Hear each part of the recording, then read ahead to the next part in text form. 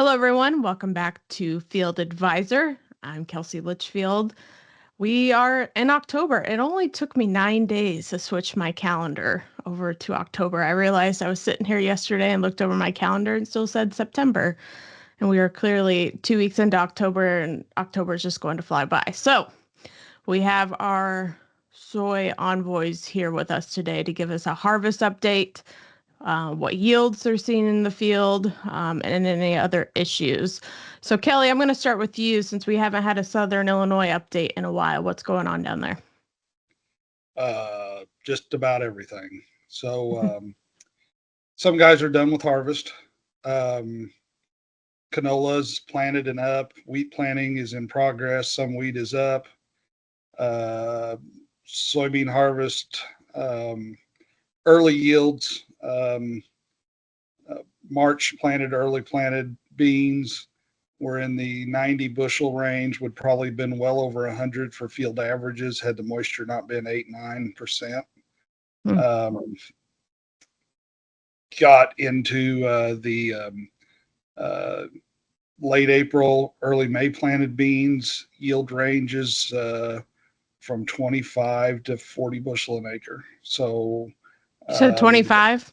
25 is the lowest yield I've heard so far. I've heard a lot of 45s and 50s. Several 30s here, there, and yonder. So the dry July and August absolutely killed our bean yields. Now, double crops, holding out a lot of hope for double crops because of the hurricane, Helene or Helen or whatever her name was. And we had anywhere from 3 to 8 inches of rain out of that. So that's probably going to make the double crops. Corn yields, most of the corn yields I've heard and continue to hear are well above average. There are, though, those pockets. So a lot of 200s to 280 whole field yields. The corn dried very quickly prior to the hurricane, and then I've had guys tell me that they had 30% corn the Monday after the hurricane, and a week later it was down to 18. We don't know where the moisture went and the corn. So there's a lot of corn coming out of the field, 15 to 18% right now. Not a whole lot of grain dryers running. There are places though where, again, and there's guys. I got to go see a guy this morning. He has not started harvest at all yet because where he was at, they didn't get into the field until mid-May into June. So they're just going to get started here probably in the next week or so. So, like I said, harvest is all over the place. To finish up on the corn yields, got some reports in some of those drouthy areas of 125 to 140, 50 bushel corn. So there's going to be, talked to 2 crop insurance agents. They said there will be some crop insurance payments this year, probably several on beans and probably a few on corn in places. And at the same time, some guys are having record yields. So not that planting date is dictating yields, but the weather after planting definitely is dictating the yields in most places. And so fall tillage has started. There's some cover crops being planted, and there's some grain going on the ground. So there's several guys putting grain tubes out. Their bins are full, so they're filling grain tubes, silage bags with corn and beans. So think if I missed anything. No, that's pretty much it. And the rain from Hurricane Helene, that helped with soil moisture. I know Southern Illinois was on that drought map, but that hurricane really came through. So no concern at all for soil moisture heading into late fall? There's still real concern. I mean, to describe how dry we were, we had 3.5 inches of rain here at my farm. That was on a Friday. Monday, they shelled corn and parked semis in the field and didn't leave a cleat mark. Most guys went back to the field on Monday And even where they were getting 8 inches, they were only going cleat deep. So Mm. that's how dry we were and how much rain. There was no rain. There was never any water in the ditch from that rain event. So, but So yeah, much I mean, needed. yeah, it was very much needed. Fire danger's high right now because I mean, we basically just drive back out and we've been running 70, 80 degree temperatures during the day and 30, 40% humidity. So it's leaving almost as, not hardly as fast as it got here, but it's leaving pretty fast. So Good deal. Thanks, Kelly. Great update. Shelby over near Champaign. What's going on in your neck of the woods? Good morning. Uh, all over the board, as Kelly said. I mean, I think that's going to be the way it is around everywhere. Bean yields are coming in anything from 60 to 100. We did have a grower break 100. His field average was over 100. So that's a huge milestone. And it ranges basically on rainfall this summer, where you caught your rains, where you didn't catch rains, and then as well as management adds into it. But Mother Nature has a huge ploy. If I think yields would have been much better again if we didn't have 8% soybeans. One day I was helping my dad and we went from 13 to 9% moisture in one day from when we started to when we finished. So 25% humidity around here, just pulling moisture down. Corn, early reports from corn was really good.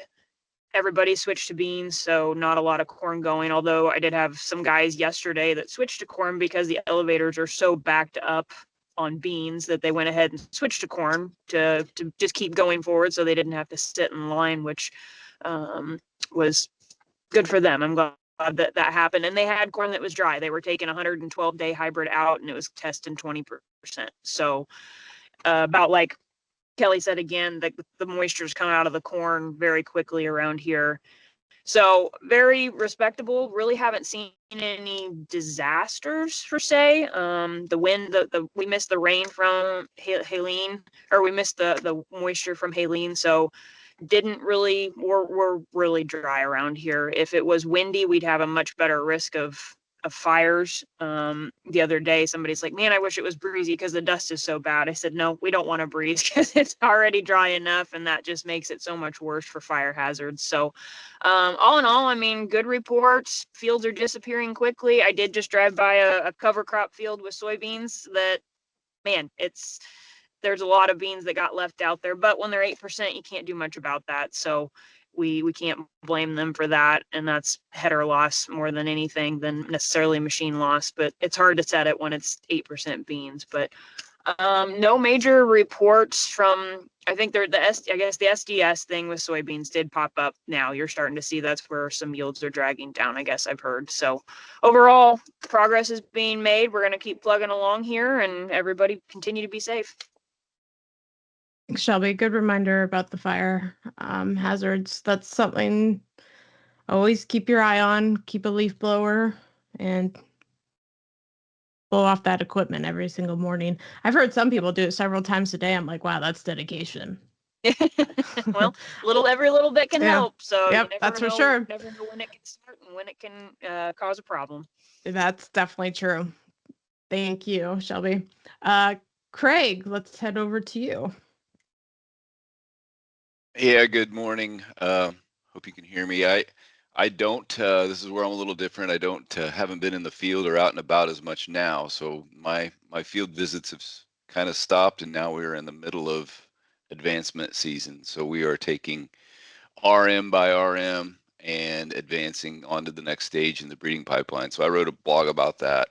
So a lot of data looks, a lot of decisions being made, and so that's really where I spend a lot of my time now. I would say just driving around doing local things here. All of you are hitting the nail on the head with a lot of header loss. Soybeans looks like a cover crop. I was in a soybean field the other day, and yeah, I was like, wow, that's bad. So we'll look to try and fix that on the breeding side, but cross your fingers. I don't know that we can do that as easily as it's a little harder than you think. So yeah. So that's where if I you spend a lot do, of my maybe time. you'll become a millionaire. Yeah, that's not something I think you're just going to fix with Yeah. with a small change there. So anyway, so that's where I've spent a lot of my time. We did see some corn go down, and we did make a few late visits to some fields to try to get some stock lodging from the hurricane, so that helps a little bit. But yeah, it's mostly data time for us in the breeding org. We have to advance so that we can send stuff to winter to be made up, to come back to be planted again for trials next year. So I don't have a lot to new to add. Nope, that's okay. My dad finished beans and switched to corn. I think he was a little disappointed in the beans, but corn seems pretty good. So he just started. So yeah, I don't have a lot different to add. The only thing I would think of that that I could relate to a lot of listeners here is as you're going through the fields and seeing the data come in, what decisions are you making, and what might you do different next year. So that's kind of the same thing we're doing, is making decisions, and that's maybe something you could think about too, is what worked well, what didn't. Yep, keep that notebook handy. Thanks, Craig. Drew, let's go ahead up to north of 80. Morning, everybody. Yeah, so very, very good. It would be very similar on a lot of different points. As far as yields, mainly been working on beans. Very few operations are starting to finish up and starting to transition into taking out some corn, but on beans, we're anywhere from 50 to 90 on our yield ranges, depending on where you're at, depending on practices and different things like that. Mostly, I would say very good, mostly in that mid to high 70s. Low 80s for averages, and a few into the 90s on some really productive areas overall. On the corn, kind of some of the early ones that I'm hearing is in that to probably 60 to 280 range in a lot of situations. Obviously, some stress ground around the river is going to be a little lower than that. One thing that I have been told a few different times now is that corn on corn does seem to be lagging a little bit behind by about 15 to 20 bushel to the rotated stuff. So that's not really surprising with some of the stresses that we had, but we get north of 80, we have a lot of corn on corn acres, and they are right now sitting back a little bit. The other thing is we had a lot of wind up there. So we are seeing too where that corn on corn just didn't have the root system, a little bit more stressful environment overall, and didn't take the winds near as well as some of those rotated acres did. So probably the biggest thing that I would add that's been maybe a touch different than what's been said is a lot of the service calls that I've been on for basically, hey, this field just isn't doing what we think it should, are coming back to issues that we found actually at planting. So that sidewall compaction, we've talked about it multiple times on this podcast, but I'm finding now where you can pull up and there's little to no root system, those beans just were not able to take in enough nutrients. They're struggling from some charcoal rot, different things like that. And they're just a little bit disappointing to a lot of the growers that are out there. And it's pretty easy to find. So I would just encourage that, if you're in a field and it's a little disappointing, I know we don't want to stop the combine. I know we don't want to get out and look, but if you can take a moment to do that, that's the only way we're going to learn from it, because you call a field agronomist once the field is done, there's very little that we can do to make that postmortem analysis and try to figure out what was going on. So very little, if probably nothing. You'll just have to say, well, next year we'll try to do better. Yeah, I mean, that's about it. We can pull some soil samples, pull some SEM samples, different things like that. But yeah, if you can get out, take some pictures, just get a look at what that crop looks like. And it just helps a lot on trying to decide what actually happened in that field. And taking that 15 minutes could save you a lot looking into next year. Thanks, Drew. I wanted to go back to, I was looking at the yield forecasts for this fall, and I found Illinois USDA corn they're predicting average about 222 bushels an acre. Soybeans was 65. Then I was reminded of the Pro Farmer Tour, and so I went on to look at that, but I couldn't find it because I wasn't a subscriber. I don't subscribe into it, so. But I do remember them saying that this was going to be a phenomenal bean harvest for Illinois this year. So it sounds like there are some areas definitely that aren't, but a lot of areas seeing some good yields. So thanks, Drew. Karen, anything we haven't touched on? Yep, I got a couple things. Okay. I had two varieties in northwestern Illinois, soybeans that had really bad white mold issues this year. There's also a couple fields up there that were in the corn that was hit by both hail and the derecho, and it's not likely to make 150 bushels per acre, where there's other fields kind of in the same area that didn't have that damage that are running in the high 200s. We've had excellent bean yields here in McLean County, but as we go a little farther north, they drop probably 10 to 15 bushels. I'm curious to see how much, sorry, lost my train of thought there. I got a whole list here. I'm trying to make sure I hit everything. We have not had rain, so Helene did, I think we got a 10th from that. So we've actually had a lot of combine fires in the area. And just things getting stuck, getting overheated, different things with that. It's too dry here to be putting on cover crops at the moment, so we're holding off a little bit on that. The cornfield at the college in a week and a half went from 35% down to 16. So definitely drying very fast, like other people were saying. With the hurricane that just came through last night, Milton, I would definitely make sure that I was in contact with my fertilizer dealer, because a lot of the fertilizer is probably for this fall season is here already, but they may have some issues replenishing that for the spring, and so your prices might change a little bit on that if you don't have them locked in. North Dakota is too warm right now. They've stopped sugar beet harvest. I talked to an Ohio farmer, and Helene really wrecked a lot of their beans. So lots of damage, lots of disease issues there. Stephanie and I had talked a little bit. There's a lot of reports of late Liberty yield damage, which we're going to get into a little bit more in depth on a blog. But there was a lot of off-label trying to clean up weeds, and there's a label for a reason, and if you spray Liberty when pods are developing, you're going to cause yourself issues. So, I mean, we're seeing 20 bushel difference, all self-inflicted. So, you definitely need to make sure that you're following the label. It's not like Roundup beans that are completely resistant. Liberty beans do run, their tolerance to Liberty does lessen as you get farther into those reproductive stages. So, I think that's mostly what was on my list. Karen, you need a tattoo that says, read the label or something, or like adhere to the label. I always tell my growers, if you're not going to read the label, call me and I'll read it out loud to you. We'll have a little story time here. All right. Thanks, Karen, for that update. Eric, I'll come to you, and then Stephanie will round us out.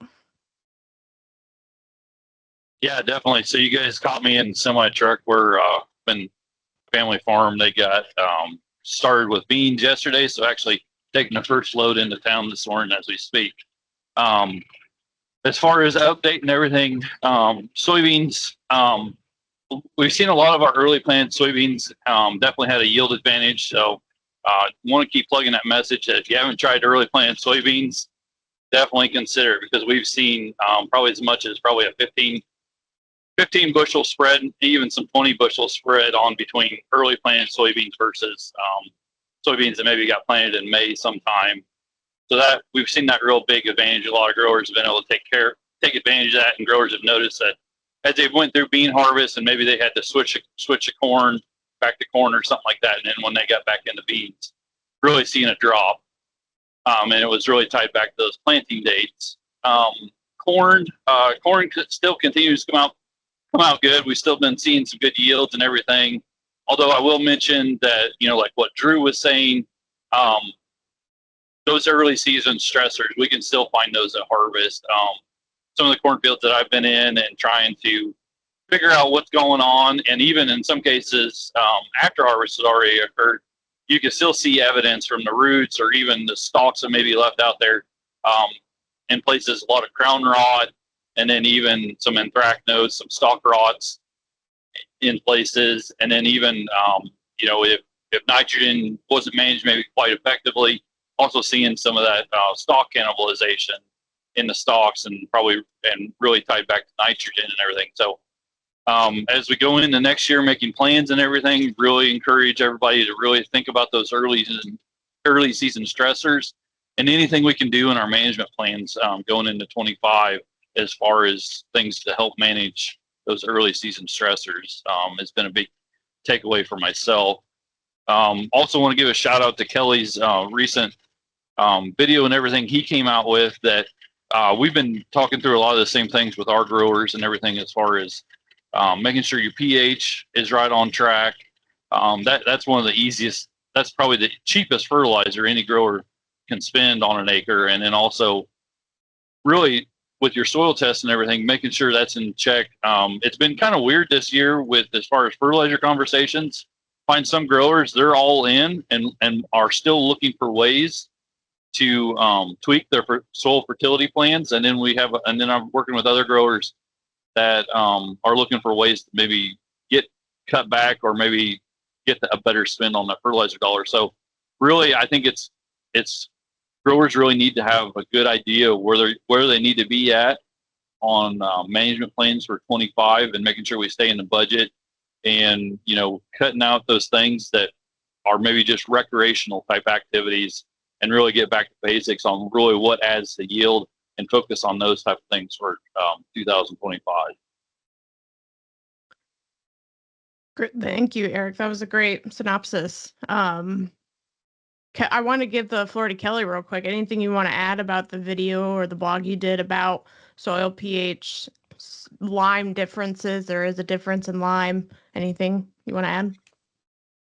There's just again, our data, internal data, we just over the last, I don't know how many years we've been keeping track of it, show that the tendency, if you're getting soil test recommendations directly from a laboratory, and you're just quote unquote buying lime, chances are you're under liming, because the limes generally are not at the same standard as which the laboratories set those at. So you need to be calling the quarry. One thing that just almost makes me drive off the road going when I'm driving is I drive by a field and there's a lime pile and there's 3 different colors of lime. It's like, gee whiz, guys, can we not screw up our field any faster? Oh yeah, we could work it in the mud and spread lime in the mud. That would work. That would mess it up faster. But this time of year, lime gets brought in on a backhaul. So just know where your lime is coming from. The big issue down here, I don't know. I'd like to hear if it's a big issue up north. Retail is essentially getting out of the lime business, lime spreading business. And I had a customer call me the other day and said that his retail location, I won't say who they are, but I mean, they quoted him $20 an acre to spread lime. And their comment was, we don't have time and don't want to do it. And so it's just crazy. I spent 3 or 4 hours on the phone Monday making phone calls trying to find somebody that could spread lime for a grower in his area, because nobody in the retail sector wants to spread lime. So and that's something, how do I want to say it? Lime is not an impulse buy. You just don't pull into Huck's and go, oh, I need a soda and a ton of lime. So, I mean, it's something that should be planned out, and an application should be planned. And so, finding somebody that can haul it and spread it is something that you do, ahead of time. And so a little concerned about where we're at on that, but I probably talked that to death. Eric, to put you on the spot here, any comment on the lime with the ag retailer? Are you finding issues with that in your area? Yeah, definitely. And a lot of it stems from those fall soil tested acres that we find that, we've been working really hard internally to move a lot of guys to spring soil testing. That opens up, a number of logistical things, or makes logistics a little bit easier. But the main thing it really does is it gives that grower and the agronomic advisor a chance to review, the soil test results, get a good management plan in place, and then, make plans to get lime and stuff hauled to the field. We've really been seeing, in the last 2 years is that the quarries, they only produce so much lime. They quit crushing. And then, as we get into the season, they may only get 20 loads out a day or something like that. And lime, with lime and everybody wanting lime in the fall, that can quickly disappear. So, as we move forward, it's like Kelly said, it's really good to have a good plan in place before we get to harvest and not waiting till harvest to make all of our soil fertility needs and trying to get lime all to the field, just because we do see a lot of the quarries shut down. By the time we get to October, they're just simply not crushing limestone anymore. It's going to construction needs, really what it goes to. So that would be my recommendation, is if you're not already spring soil testing, consider moving your soil test to spring, just to give you more time to get those recommendations and those inputs and everything in place before fall gets here. I agree with that, but if you need lime, don't be afraid to ask. And I say that because we just took over the college farm, and I called yesterday and was able to get them to come bring lime over this week as soon as the crop is off and get it on there. So it can be tight and they might say no, but please ask anyway, because lime is something that you really need to keep up on when possible. And I will add this too, that we're pushing, trying to get everybody to spring, or more or less to spring soil sampling, because what we found, again, from internal, just data that we've collected and studied, is that our pHs are more accurate, more stable. If the ground is suitable for tillage and planting, then that is the ideal time to take a soil test. And spring is the time to do it, because you're going to get your most accurate, repeatable results then.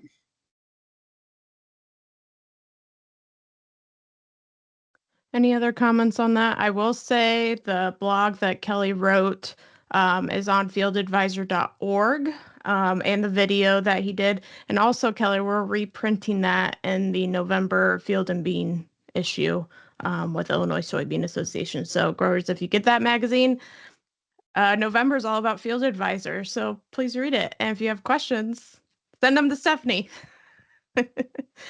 Which, speaking of Stephanie, let's round us out. What are you hearing? I know you're getting a lot of seed quality issue questions. Yeah, so I think everybody did a great job. First, I want to point out I just realized how blessed our family farm is to be just by a rock quarry. So I'll just point that out. We got dust whether we want it or not. Next up, we did have a lot of planting dates, and I know a lot of you hit on that. So I'll just comment on my area in Christian Montgomery County on the line there near Route 16 area. Our April planted beans were phenomenal. Probably not second highest yield on our farm. Everybody was getting high yields, and I know I'll go back to Shelby.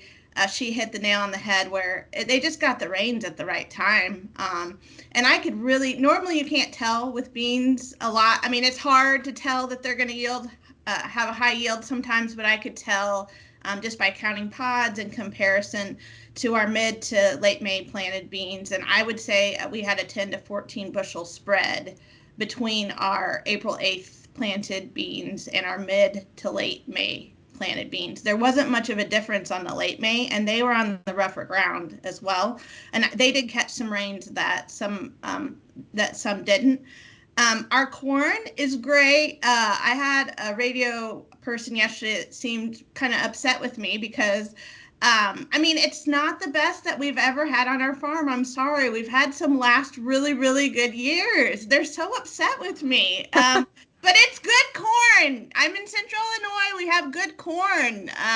So it could be worse, right? Since you're putting me on the spot, Kelsey, for yields, I try not to. I try really hard.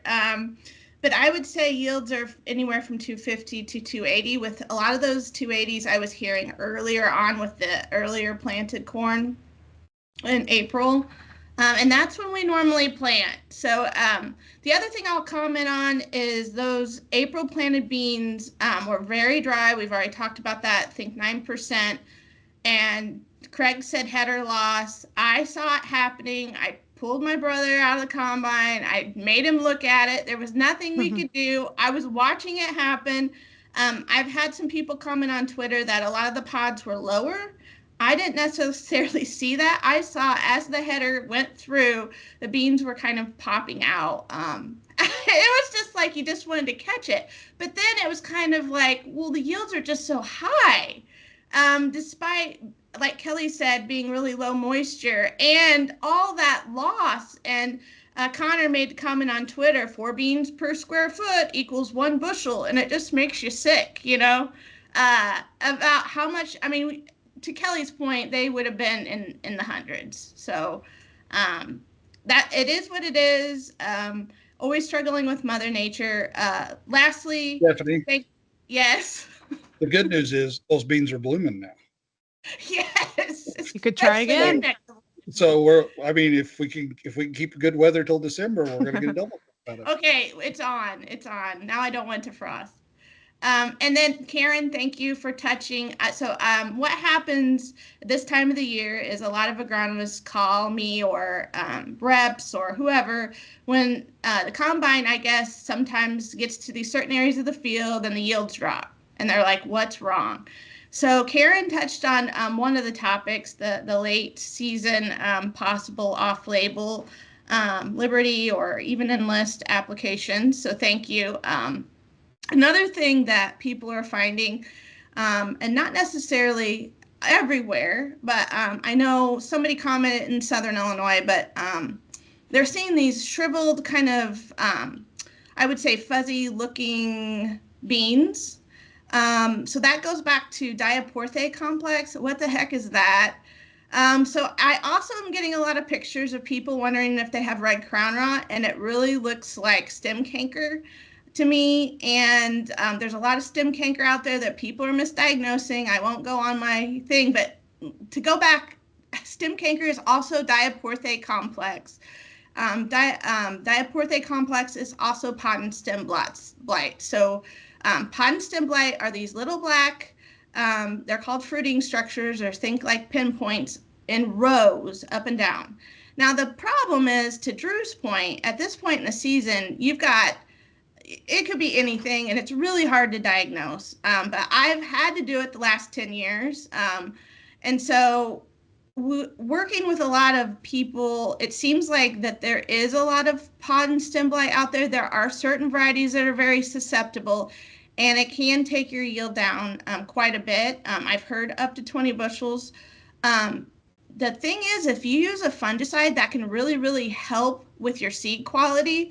So those that used a fungicide may not see any issues with their seed. However, it may not help with yield, if that makes sense. If it's a very susceptible variety and you had rain earlier in the season and in mid-season, that really helps, bring on this disease. So those are just a couple of things that I've been getting calls about and asked questions about. Mm-hmm. And to go along with that, observe in your field, take a look at what's going on. Like Stephanie said, she dragged her brother out. I know you want to keep going. You want to keep the combine going. As a combine driver myself, I want to keep going. I want to get this thing done and over with, but I think it will pay off if you really look into what you're having. Then you can call Stephanie and get her opinion, or anyone on here on this podcast, and then plan for a better 2025. So any other comments? We had some growers. Growers that combined it. They started early and then they stopped at about 1 o'clock. I mean, we're not racing the weather here because there's no rain in sight for the next who knows how many days. But there were some guys that did that, and I was like, well, I guess we've got the time that they took that into consideration and didn't want to harvest 8% beans. Yeah. I think I saw the soybean harvest is way above average, and we're only October 10th. So I think unless, rain can pop out of nowhere, that's for sure. But, and it sounds like we could use some rain, so that would be welcomed, I think, in many areas, even if it slows down harvest. But I think we're at a pretty pretty good pace for being early-ish to mid-October. All right, we've ran out of time today. Thank you all. We'll be back in 2 weeks with our final episode with the Soy Envoys here in the 2024 growing season. So if you have any questions you want to ask them, go ahead and message us, Field Advisors on Twitter, Facebook, and now we're on Instagram. So if you haven't followed us on Instagram, although I just realized I haven't been posting to Instagram, which is my job. So here I am calling myself out in front of my boss. Oh, well. All right. Thanks, everyone, for joining us, and we'll talk to you soon.